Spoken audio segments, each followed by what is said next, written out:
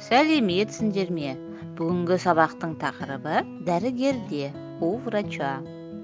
Бүгінгі сабақта жаңа сөздерді есте сақтауды үйренесің, жаңа сөздермен сөйлемдер құрастыруды үйренесің, сурет бойынша әңгімелеуді үйренесің. Жаңа сөздерді қайтала. Повтори новые слова. Ауырады, болит, емдейді, лечит. Тісіңді көрсет, покажи свой зуб. Жөтел, кашель. Жаңа сөздермен сөйлемдер құрастырайық. Составим предложение с новыми словами. Например, емдейді будет лечит. Дәрігер емдейді, врач лечит. Дәрігер пациентті емдейді, врач лечит пациента. Тісіңді көрсет, покажи свой зуб. Дәрігер тісіңді көрсет деді. Врач сказал, покажи свой зуб.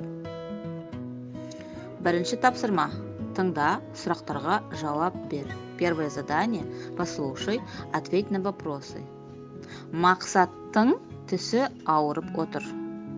Ол тіс дәрігеріне баруы керек. Ол дәрігерге келді.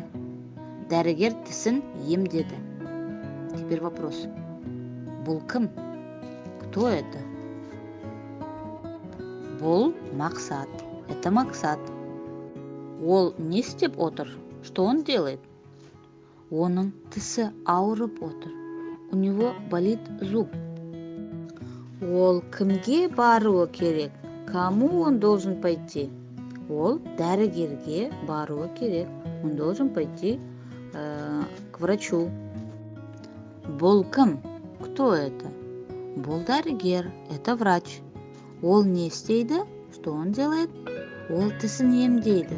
Он лечит зуб. Екінші тапсырма.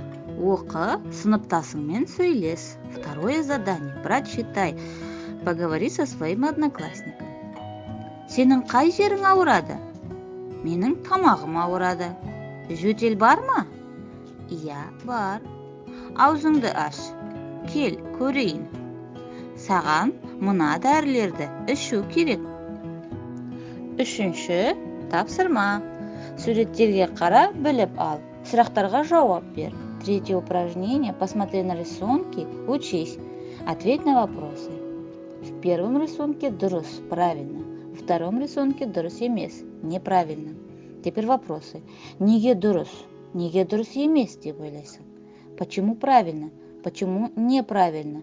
Как ты думаешь? Сен тісіңді қалай күтесің? Как ты ухаживаешь за своими зубами? Төртінші тапсырма.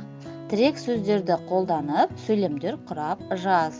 Четвертое упражнение. Используя опорные слова, составьте предложение. Тірек сөздер, опорные слова. Дәрігер, көз, ауырады, емдейді. Как образец можете посмотреть на первое задание. Назарларыңа рахмет. Сау болыңдар.